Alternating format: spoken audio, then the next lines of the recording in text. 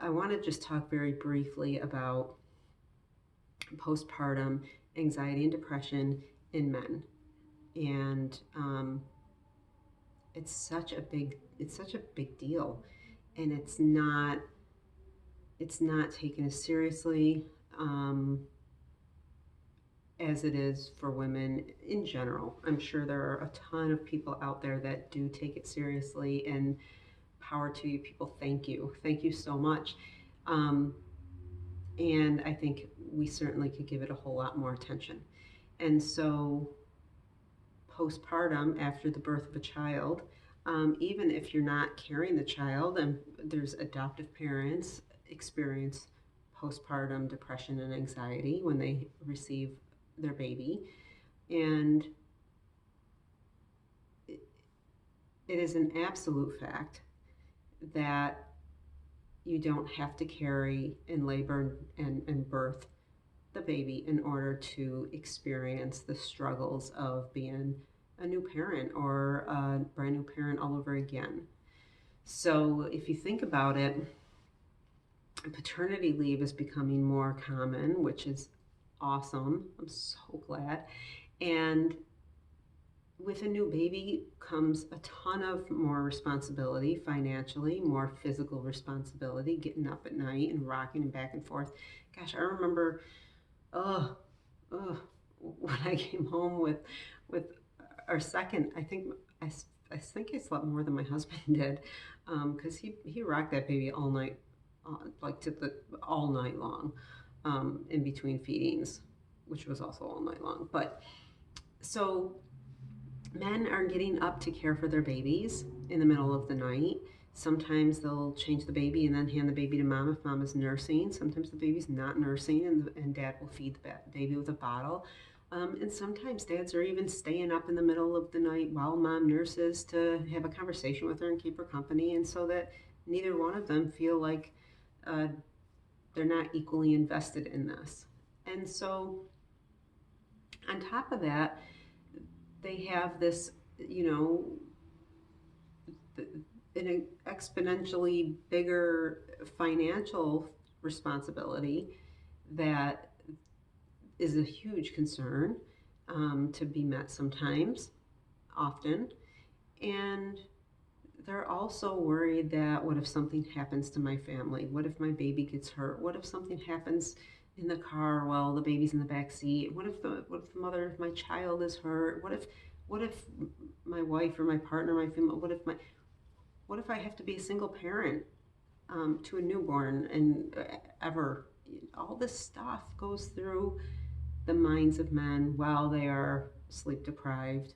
Um, and we really, really, really, I think, need to support them more in it. So it's a great opportunity, I think, for me as an anger management therapist to learn that beneath all that anger is hurt and worry and concern and anxiety and sadness and all that stuff that happens when there isn't an anger management problem. It's expressed in anger, and I'm super happy that I get to be part of the healing process for men who are struggling in this way.